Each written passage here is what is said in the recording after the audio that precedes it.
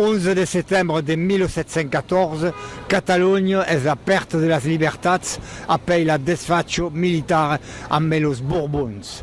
D'un pays, Catalunya a toujours mené la lutte per tornar a atrapar sa llibertat de nació, sa llibertat de cultura et sa langue. Un pays de monde com Francesc Macià, que fut président de la Generalitat, cap a Puigdemont et à tous les autres présidents, toujours la lutte continua. Et amb l'ANC, l'Assemblée nationale catalane, des medierats de catalans se sont acampats aquel 11 de setembre de 2023 a Barcelona. Els occitans hi eren. Dona présidente de l'ANC, donc avec une délégation occitane aquí, la Frai Romain occitano-català és important també per Catalunya. És molt important, us agraïm molt que sigueu avui aquí. La germanor que hi ha entre nosaltres és molt gran perquè som pobles que tenim la nostra proximitat també cultural, la nostra proximitat de països que tenen aquesta connexió històrica de lluitar per la seva identitat, per la seva llengua i per la seva història, i realment a nosaltres ens emociona molt que avui sigueu aquí. Sabem la situació, seguissem l'actualitat de Catalunya, el Principat, que la situació és complicada, però l'ANC continua de la lluita per l'independència, no? Sí. Nosaltres estem compromesos en la lluita per la independència del país i aquest és el nostre objectiu.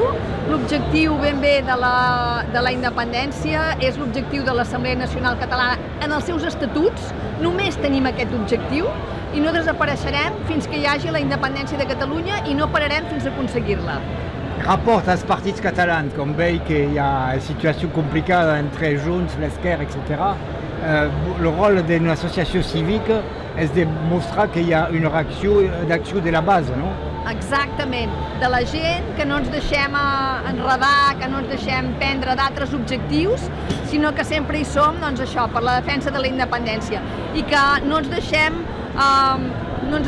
desviar dels nostres objectius, perquè de vegades, esclar, ens falten tantes coses, ens tenen tan maltractats, que de vegades hem de negociar petites coses, però això no ens pot deixar perdre mai el gran objectiu que ha de ser la independència de Catalunya. Per acabar, què pensats de la declaració que ha fet el president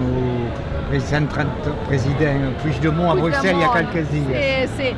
Doncs nosaltres celebrem que ell posi sobre la taula el reconeixement de la legitimitat del referèndum de l'1 d'octubre de 2017, però també és veritat que el que demanem és que no hi hagi cap pacte de governabilitat amb l'estat espanyol, sinó passa pel reconeixement d'aquesta legitimitat del referèndum del 1 d'octubre de 2017 i pel reconeixement de les passes que hagi de fer el Parlament de Catalunya per assolir aquesta independència efectiva.